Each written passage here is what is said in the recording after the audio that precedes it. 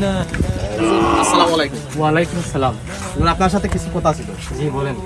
আচ্ছা হুজুর, কতটা পাপ কাজ করলে মানুষ জাহান্নামে যায়, আর অনেক বেশি পাপ কাজ করার পর কি জান্নাতে যাওয়ার কোনো সুযোগ আছে? জি অবশ্যই জান্নাতে যাওয়ার সুযোগ আছে।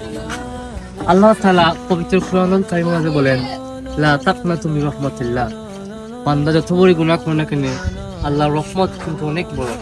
আপনি যদি খালিস নিয়তে মহান আল্লাহর কাছে তওবা করেন, আল্লাহ তাআলা পূর্বের গুনাহকে নেকি দ্বারা পরিপূর্ণ করে দেবেন। তার মানে হুজুর, আমি এখনো পুরোপুরি জাহান্নামী না।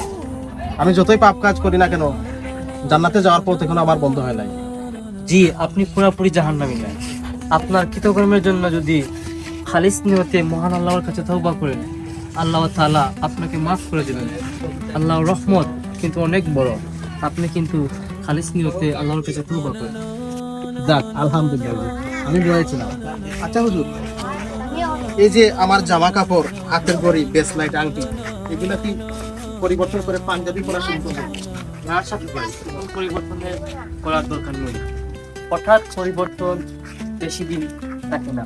আপনি আগে মন থেকে পরিবর্তন কর, দেখবেন আস্তে আস্তে সব ঠিক হয়ে যাবে।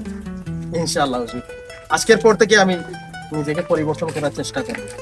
আপনার জন্য আমার পক্ষ থেকে দোয়া রইল, মহান আল্লাহ তাআলা যেন আপনাকে হেদায়েত দান করুন। ইনশাআল্লাহ হুজুর, দোয়া করবেন আমার জন্য। ইনশাআল্লাহ। ভালো থাকবেন। আসসালামু আলাইকুম। ওয়ালাইকুম আসসালাম।